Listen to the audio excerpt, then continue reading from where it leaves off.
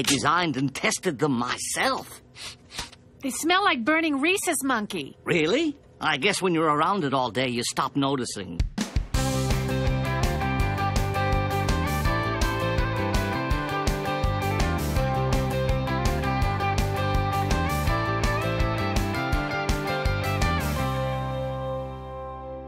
Hi everyone, I'm Luke Hector and this is The Broken Meeple, a show where I devote my time to ranting and raving about board games, but usually more the latter part. We'll get on with the review in just a minute, but first my sponsor would like a quick word. As gamers, we find it hard to deal with empty shelves, some worse than others. You therefore want a supplier that has what you need at affordable prices and delivers on time. For me, that supplier is Kiender. They offer a discount on bulk purchases as well as a point scheme for future acquisitions down the line. If there's a hot title you're after, chances are Kiender's got it. Wingspan? Mine. Arc Nova? Mine. Eclipse? Actually I hate that game, it's terrible, but you might like it. If you use the referral link in the description below and sign up for a new account, you'll get 5% discount on your first order over £60. So let's make gaps in your collection a thing of the past. Get down to Kiender and start saving today. Thank you for listening and enjoy the rest of the video. Get on with it. Fresh off the Kickstarter fulfillment is Inventors of the South Tigris. This is the third one in the Tigris trilogy for Garfield Games. Not a review copy, this is just my own Kickstarter copy that I wanted to do a review for. Because let's face it, I think I've done a review for all of the other ones that have come before it. We're talking Architects,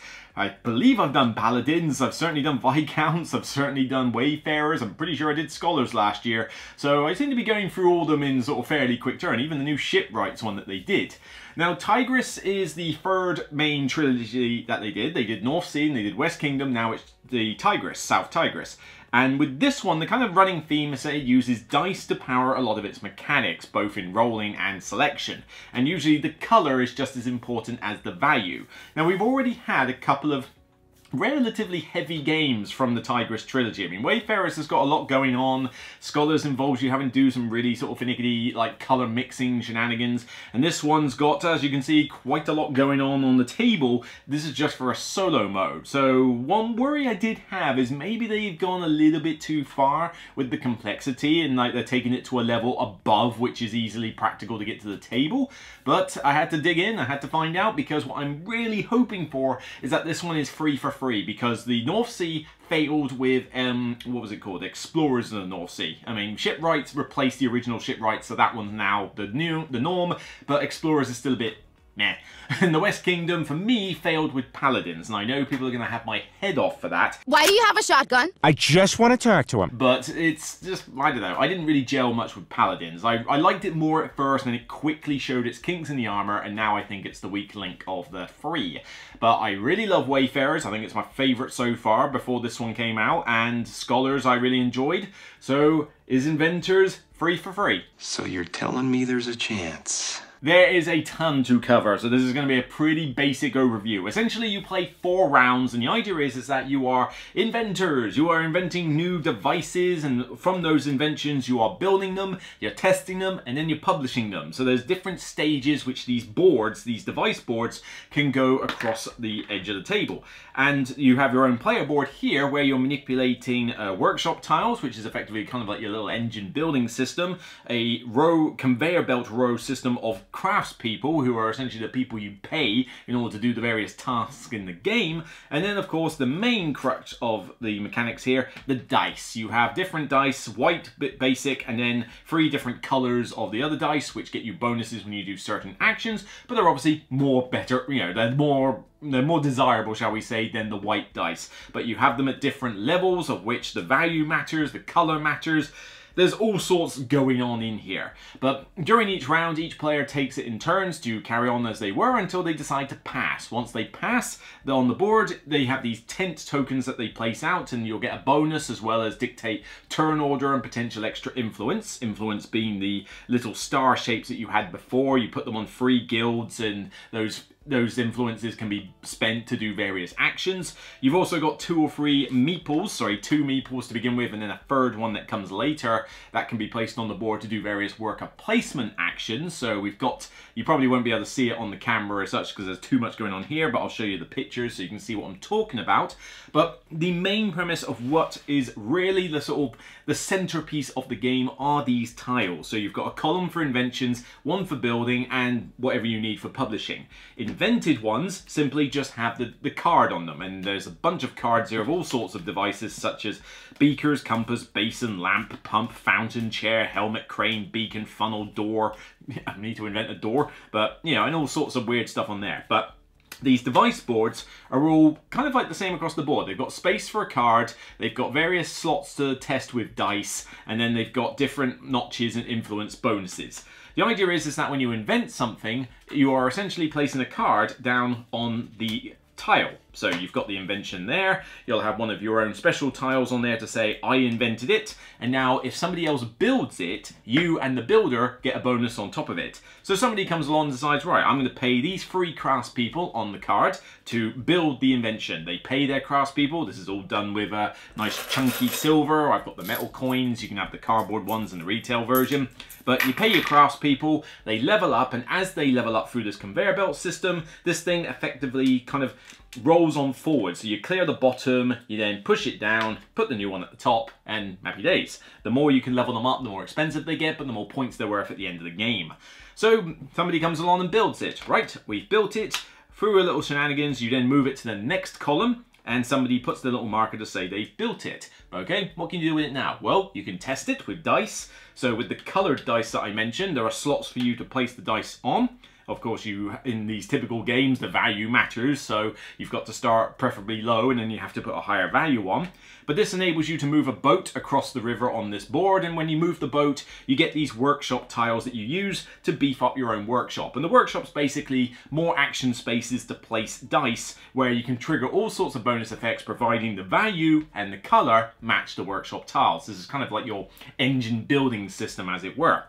And then when you've got all of these things combined, somebody, including yourself, could come along and publish the item. And that's simply a case of paying more craftspeople, moving it from the build column to the publish column, and then they have their own marker on it. So 2 people, max, could potentially be involved with one particular device.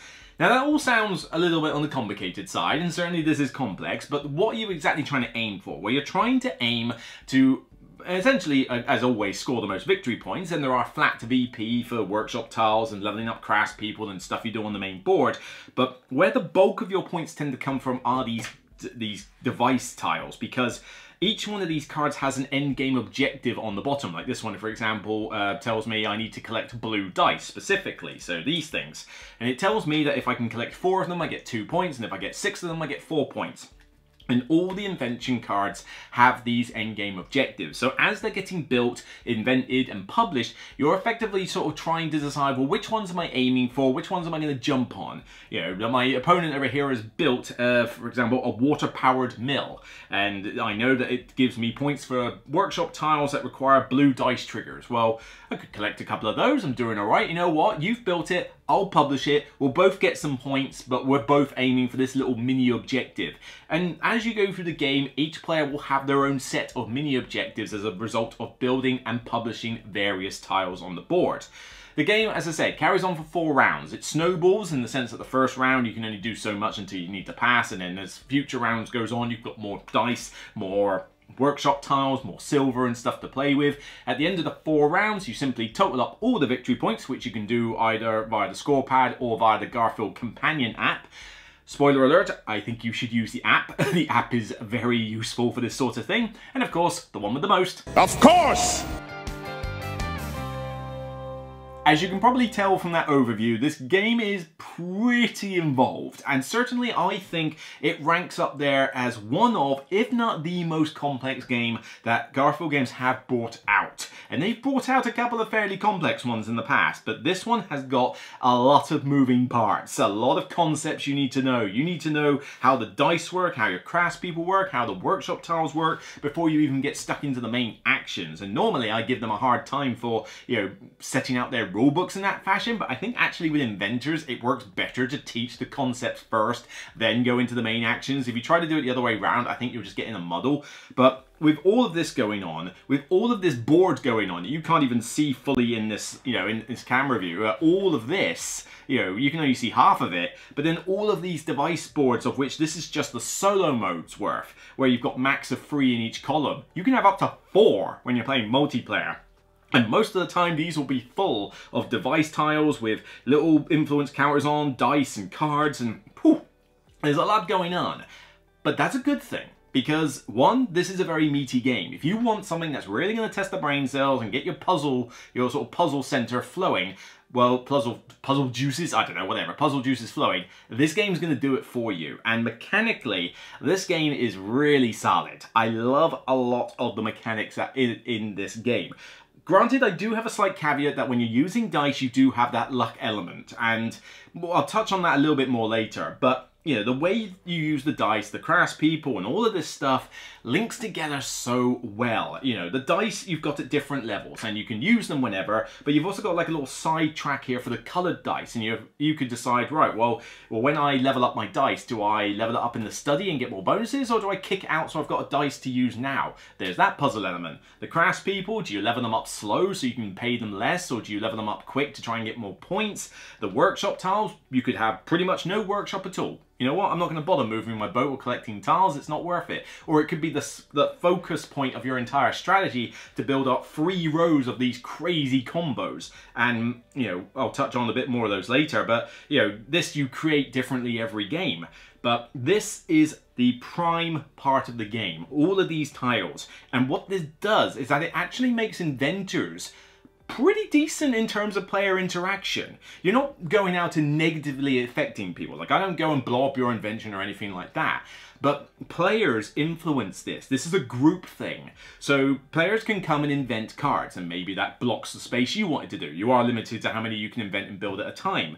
But then, because people are inventing and building and publishing different stuff, different players are getting bonuses or giving bonuses to other players or joining in on their fun. So, you know, I invent the fragrant reed pen. I don't know, maybe you need one, but it means that I get 2 silver and you get 2 silver when somebody builds it. Am I going to build it, or am I going to wait for someone else to build it? Someone else comes along and goes, well, they're the right craftspeople, you know what, I wouldn't say no to a bit of like silver on top. You know what, I'm going to build your device. So now you've like kind of cooperated in a sense. But then there's also those mini objectives. If I see one, for example, that says, get my mechanic person, sorry, the blacksmith, up to his level 9 for the most points, I might be thinking, well, I'm doing pretty well with that. You know, that is kind of half my thing. You've built it. So, alright, I'll come along and publish it. We'll both share some of the points, but now both of us are aiming for that mini objective. And, you know, you can invent and build and publish your own card if you really want. But honestly, the game kind of deters you from doing that. You know, it's not like out of the ordinary. There are some objectives that like you to do that, and you will still get some points, and you can block other people out of those mini objectives. But sometimes it's actually better to share, like to go, you know what, with the red player, I'm going to share that objective. Blue player, I'm going to share that one. Yellow, I'll share that one. So that you're hopefully coming out on top over everybody else.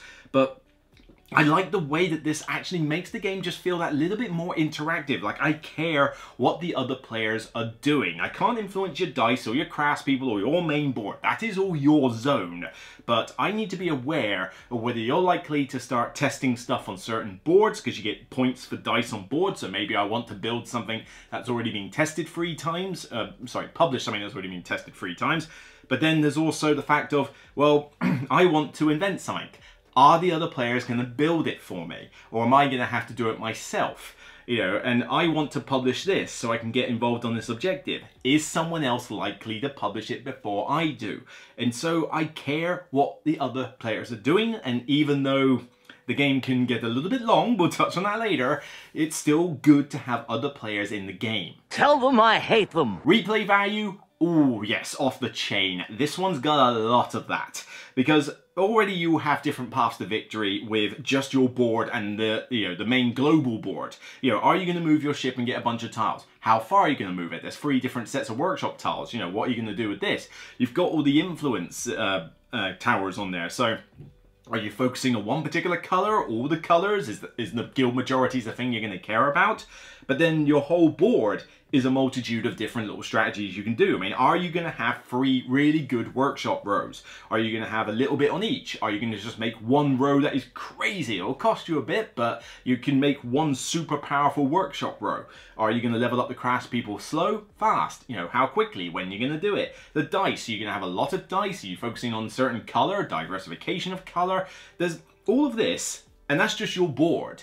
That's before you even get to this part. And with this, you've got an entire deck of unique invention cards. Now, yes, you know, you do have you know, some kind of like rinse repeat over like the influence and the craftspeople needed in that, and certainly some of the objectives on here are substitutions of each other. Like, I mean, there's one for leveling up this dude, there's one for leveling up this dude, there's one for leveling up this dude, but the fact of the matter is that they're all in here, and because you only see so many of them used as actual buildings and inventions and stuff, you get like a very different game each time, with the little mini objectives, with players focusing on different stuff each time, whether it's solo or multiplayer. So each time you play this, the game is going to play out a little bit differently each time, not to crazy lengths. You'll typically build and invent and publish quite a fair few tiles. It's not like you're going to have a game where nobody invents anything or nobody builds anything. That's going to just happen as part and parcel of the course. But you will have different devices on each time, and those different little mini objectives are going to tailor a lot of what players do. The problem is choice. Components and art-wise, it's pretty much the same as you've seen before. It's the Meepo's artwork, and this is kind of the staple style of Garfield games. So a lot of the iconography and all this stuff that you see is going to be very typical Garfield games, which does mean that if you want to learn the game and you're already familiar with this lineup, then you're going to have an easier time getting to grips with it. I cannot believe anybody would want to subject to somebody to Inventors of the South Tigris as their first step into Garfield games. That is crazy in every sense of the word. But if you did, you're probably going to have a hard time learning it. There's a lot going on, there's a lot of icons, and it will take you probably a good half a game to get used to the way that these device boards work. Now, in the game's credit, there is a lot of decent graphic design iconography, which again, it helps if you're used to Garfield games, where it does illustrate what segments of the device boards you need, because these device boards are, you know, multifaceted. I mean, you've got the bit for the card, you've got this part at the bottom, you've got the testing bit, you've got this bit at the top, which can get covered with, you know, a tile like so. You've got the invention bit that can get covered with a tile like so. But on the top of your board, it tells you which elements of those devices you're involved with when you do, say, invent or build or publish. So it does actually flow together quite nicely, but it is a little bit of an uphill curve to get there. That's putting it mildly, 007. You're gonna have to maybe take a game to get used to it. You're gonna have to play maybe a two-handed game by yourself to get used to the rules. Don't try and go straight from the book, because even though the book is fine, it is still their typical layout of let's teach you all the basic concepts first, and then let's go into the main rules later. Now, I didn't have too much trouble learning the game from this, but it's not perfect. This is kind of good and bad, because for a game this complex, I thought it was actually going to be harder to learn. But surprisingly, the stuff kind of makes sense if you just follow the icons and read it carefully. But that being said, a few more pictorial examples would have been nice. It is a little text heavy, and much like a lot of other Garfield games stuff, when you want to reference a specific rule, like if somebody asks a question that you don't know during the game, trying to find the answer to said question is a bit tricky with the layout they do. I mean, they've never really got these perfect. I've never found these to be bad, per se. You know, I haven't had a game of, like, by Garfield games where I can't understand how to play the game at all. That's a bad rule book. But referencing stuff in the book is not ideal. Now, somebody has, on Board Game Geek, done player aids recently. Sort of A4 size player aids that are step-by-step of how every action in the game works, including the ship movement and researching. Those are worth printing out. I mean, they give you these cards. I don't think I've got one available to me right now, but they're essentially like little reference cards, you know, this size, that have the actions on there. But they're a little bit on the vague side. They don't give enough detail, and they're not to be relied upon easily. I mean, they're kind of more like a memory jogger than a useful guide. But if you grab those player aids off BGG, I might put a link in the description or on the screen to show you, then you know, you'll win with luck. But yeah, for a game this complex, it wasn't as hard to learn as I thought it was going to be, but it is definitely no slouch. The spirit is willing, but the flesh is spongy and bruised. As always, you are greeted to a solo mode, and the solo mode in Garfield games does tend to be a little bit on the hit and miss side sometimes. The Wayfarers, for example, was not the best solo mode, and nor was Architects of the West Kingdom. Architects needed an expansion to fix that, and Wayfarers to this day still doesn't have the best solo mode in it. It's a bit on the random and cheaty side. Now, this solo mode is actually a nice step up in my opinion. Yes, there is an element of cheatiness. There are some things that the AI just kind of does, You know, because you can't simulate a multiplayer experience entirely with something like this. It's just too complicated to do that. But it's a good, healthy balance, I think. It's the right balance between a little element of cheatiness here and there, but with an opponent that does get in your way, that does force you to think hard about what you're going to do with these device boards. And I'm the bad guy? They can invent stuff, they can build, they can publish. Yes, you don't know necessarily when they're going to do it, but you know they can, because they all work with a collection of scheme cards. You effectively take cards from two separate piles, one for workers, one for dice, shuffle a bunch together, and these will have the different things that you follow. The solo rules are actually not hard at all. You've only got really, after setup, 3 pages worth of rules for solo, and it didn't take long to get through it, and some of the actions are really quick. This is one of those solo modes where you don't spend a lot of time piloting what the AI does, because it is basically just a case of flipping a card, seeing which one you can do out of the top or the middle action there. The rest of it is not relevant unless you're doing the final put the tent passing part. And then in terms of priority, it's got priority for top, middle and bottom row, as well as color differentiation. So it's really easy and quick to do the AI turns, so you can get back to your coolness of puzzling out what you're going to do on your board and what you're going to next, invent and build. So if anything, this is probably one of the best solo modes I've played from Inventors, which is certainly a good thing. We'll touch on that in a minute, but the fact that I can whip this out, and in a playtime of roughly about 90 minutes after you've set it up, you can get a decent solo game done. Allow 2 hours for your first time, but you must be familiar with the game before you start the solo mode. Do not jump into a solo game without having learnt the rules first. You will struggle. It's too much to bear at that point. Once you've played a multiplayer game, maybe 2 or something, then you can jump straight into a solo game and it will be a lot easier to learn. It didn't take me that long to learn it myself. 2 hours for my first game because I was learning the rules on top of playing the first solo game. But now I can get it down to around 90 minutes, and that's not bad for a game of this complexity. There are a couple of practicality points you need to bear in mind in the bad section. Firstly, the table presence. This has less table presence than some games I've played. I mean, you can play a game of like Black Forest and Unconscious Mind and stuff where it takes up far more space on the table. This one, by comparison, you can actually fit on a typical long rectangular table that you get at most conventions. Please excuse the crudity of this model. I didn't have time to build it to scale or to paint it. There's no easy way to set up the board that's convenient for everybody, because the board is a long rectangular piece, essentially, so that's going to be long one way or the other, but you've got to have these device boards below one end of the board and they slide along depending on their position. So somebody is going to be looking at this upside down without much way to sort of deal with it, and there's quite a lot going on these device boards for that person. But it does mean that you are kind of restricted in how you can set this game up. You can't really take these device boards and put them elsewhere. You kind of need them below the main board. And so on top of the fact that you've got this big fold-out board with silver and influence and stuff that you need to keep separate, it makes it a little bit more awkward to fit on the table, even though it's not quite as taking up as much space as something else. But the other practicality point is the time length. It says on the box 90 to 120 minutes. If you're playing solo and 2-player, that's about accurate. You're playing this 3 players or 4 players, you are definitely looking at a minimum of 2 hours with 3 players. And I do mean that as a bare minimum with 3 players. That's if all 3 players know the game inside out, and you're not including setup or teach in any way, shape or form. But this game easily can go to 2.5, 3, 3.5.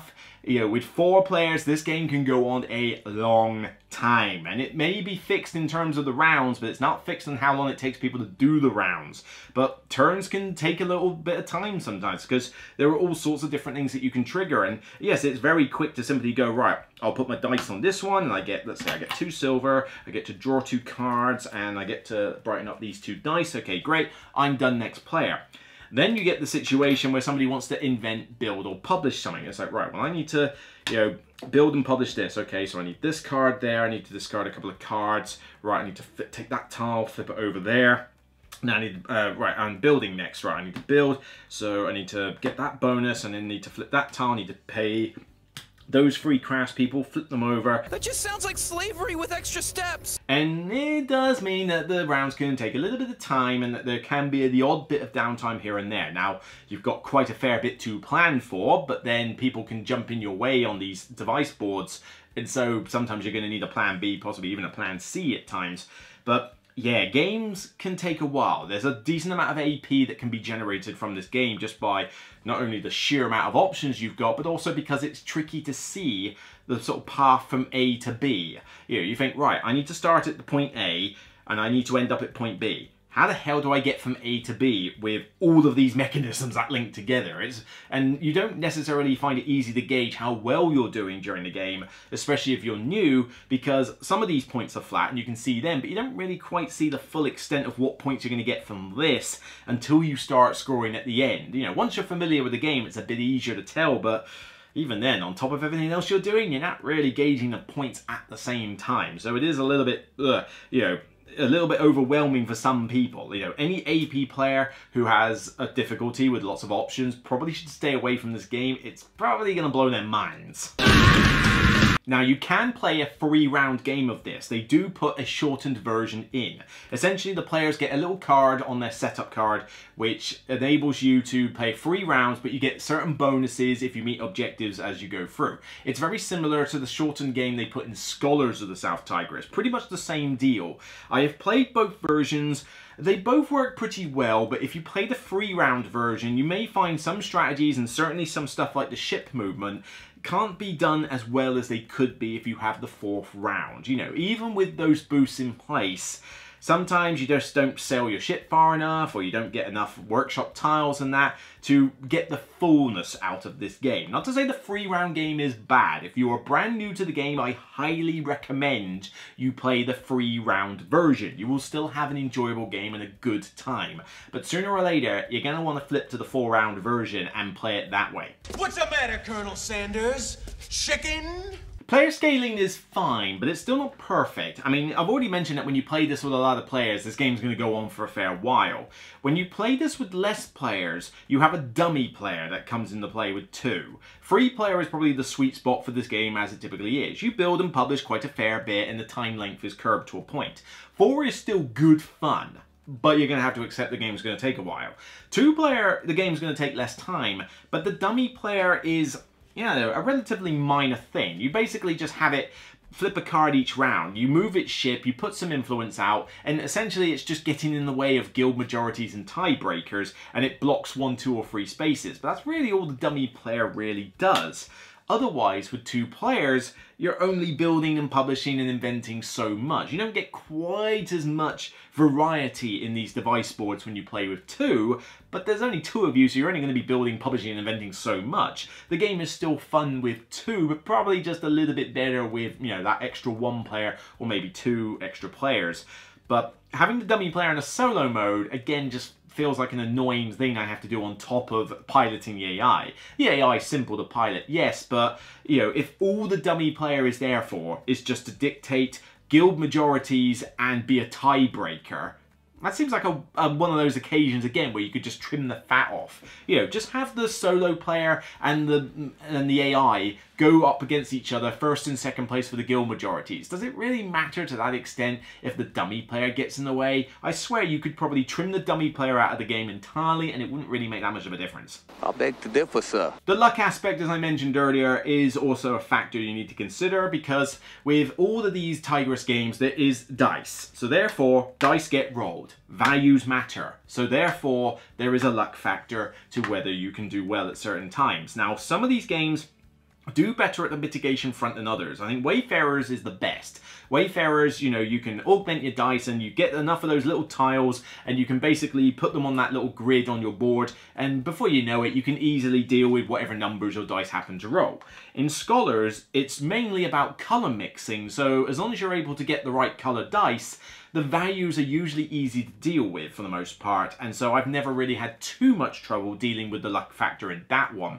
This one is probably the most susceptible to the luck factor. Not to the extent that your game is completely crippled if you don't have exactly the right number you need in that. There are ways to get around it, but because the dice are required for a lot of different things here, it's going to matter more. You know, if you want to invent something, I'm going to need a certain die number as well as discarding cards. Now this could only be 1+ if I get rid of a bunch of cards, but there might be one that is 11, but I don't have to get rid of cards. But then when you build anything, it's always 8. You know, when you, actually no, sorry, when you build something, it's usually something like 7, 8, 9, 10+. When you publish something, it's always 8+. Some of these workshop tiles, yeah, they might only be 1 or 2, but they can easily be 4, 7 or 10 or something particularly high, and you roll dice quite a bit when they become available.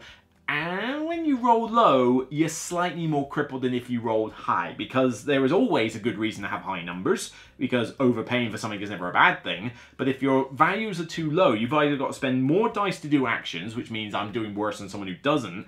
But the only other way to really augment your die values is to basically go on certain actions or to spend cards. Now, I do like the fact that you can spend these cards as a free action to either flip a craftsperson over, which is essentially the same as having 1 silver at your disposal because you can use them to discount actions, or to usually augment a die value. So each one of these has a +1, so if you're just 1 or 2 short and you have a decent amount of cards, you can use these to mitigate. But there have been times where I've rolled the dice and I'm like, oh great, you know, it would have been nice to have rolled a couple of 6s or something like that. And in the game that's this long at times, with this amount of complexity, it can get in the way, but I have played worse this year. I've played games like Civolution and a couple of others which use dice, and those ones are far more, like, they're far more punishing when the dice don't go your way. But this one is definitely out of the free Tigris ones, the one that's just a little bit more susceptible to the gods of luck at times. You know, sometimes Loki is just gonna, no, he's not the god of luck, but I don't know, he's the god of mischief, so I'll go with it. But, you know, sometimes he's gonna want to just like play around with you a little bit. But it's not too bad, but it's getting there. So certainly, Inventors, we've got probably the most complex game they have put out in terms of moving parts and all the mechanisms and that. This is definitely, I think, the heaviest title they've done. And they've made it clear that they're making games primarily for themselves to enjoy, and they do like playing heavy stuff. So, you know, this is kind of what they're doing, although I do think you kind of need to dial it back a little bit for the 4th trilogy you do, because I think if you get any more complex than this, you're going to alienate a bunch of the people who can play these games, because this is definitely one that's going to be harder to find the people to teach it to because of how much is involved. But if you can, it's incredibly rewarding, because I love the mechanisms in this one. You know, the Wayfarers is still my favourite of all the Garfield games, and you know, that one with the card mechanism is just something I adore. But this one is really solid also. I love what you do with the dice, I love what you do with the Craftspeople, I love having free workshop rows that I can build up with a different sort of combo engine every time. All these devices, I love how you interact with players as to whether you build or publish stuff that other people have done. So that's all really cool. And then you've just got all this icing on the cake with the main board. The mechanisms in this one, yes, they're complex. Yes, you're going to need to invest a little bit of time to get them to grips with them. But once you've got them down, you're rewarded with a really pleasurable experience for a game, and certainly one that I think beats out Scholars even. I mean, Scholars was pretty decent. I think I gave that, you know, I gave that a decent rating, but this is definitely, I think, the 2nd best in the Tigris trilogy, which means, yeah, they've done it. They've done free for free. 3 games that I think are really solid in this particular trilogy. There is obviously a 1st, 2nd, and a 3rd for me, but there is no black sheep, there's no weak link. The replay value of this is off the chain. You're going to get different games as you play. The solo mode is very straightforward to pilot compared to some other solo modes, and strikes that balance of a little bit on the cheaty side, but with easy to pilot and allowing you to do your own cool thing, you know, very well. You know, I can play this solo and not feel I've got to invest a bucket load of time to do it, or think, right, well hang on, now it's the AI's turn, alright. You know, if you ever played a game by Mind Clash and play one of their solo modes, I swear playing the solo mode in those games feels like you're playing a whole 2nd game, which is literally how to pilot the solo mode. Here, it's an absolute breeze by comparison. It can go long, certainly you're going to get long games here, but you do have a means to shorten it with a free round game if you really want. You know, but you know, it works fine at 2, works best at 3, works decent at 4 if you don't mind the time length. There's just a lot going on here, but for someone who, you know, is all about theme usually, I mean the theme here is kind of non-existent. You know, you get a little bit of a laugh when you start making stuff like wind-powered scales and heated puzzles and, you know, self-regulating statues. You know, you can joke about what they mean, but it's just a gimmick at the end of the day. But with these mechanisms, when they flow together, flow so well. Everything links together nicely, and it makes for a very satisfying puzzle with different paths to victory each time, and, you know, a very, you know, short spread of points. I mean, a good score in this is somewhere in the 60s and 70s, so you're not going to be scoring that highly in the game, so every point matters. It's just got so much I do like if you can just deal with the caveats I've mentioned and a little bit more susceptibility to the gods of luck. This one for me gets a distinction seal 9 out of 10. I really do enjoy this game, and this will be a keeper and one that I hope to play more often as time goes by. It's easily my second favourite in this trilogy. I believe Scholars I think was an 8, and I think Wayfarers was a 10. Check out the reviews I've done for those, but yeah, we've got it. You know, West Kingdom didn't much like go for Paladins in the end. You know, North Sea, Shipwright started off bad, got a little better, and Explorers was bleh, so not particularly great there. This one though, the Tigris trilogy, has all been solid. Every single one has got a seal from me, from, you know, how much I like them, and so this is the trilogy you go for, but bear in mind, this is also the heaviest trilogy of the 3 so far, and if you're going to do a 4th trilogy Garfield games, you need to just dial it back a little bit. Don't get more complex than this, because I think if you do, you're going to encounter problems. Especially as, let's be perfectly honest, your rulebooks aren't quite at top tier level yet, alright? The more complex you get, the more this is important, and you're not quite there yet. So, you know, just be careful, but still love it, still get a kick out of it. Just bear those caveats in mind, and maybe it's the one for you. So that's it for me on this episode of The Broken Meeple. If you like what you see, then please thumb it up on YouTube and thumb it up on Board Game Geek when it goes live on the page. Check out the rest of the content I've done, but by all means, check out the other reviews I've done for the Tigris trilogy. Wayfarers and Scholars each got a review. Check out my thoughts on those. I will put those on the end screen so you can see them. Of course, let me know your thoughts on this trilogy in general. Do you like this game? Do you love this game? Do you hate this game? But I also want to know where this ranks for you in the Tigris trilogy. So you've got Scholars, Wayfarers, and Inventors. Where do you rank 1, 2, and 3? Do you hate some of the others? By all means, let me know. I think we can get some pretty good comments going down the way. So without further ado, take care, and remember, regardless of whether you can find a use for wind-powered scales or self-regulating statue or fragrant reed pen, I'm sure there's a market for it, you know, copyright Luke Hector, then it's only a game. Bye for now.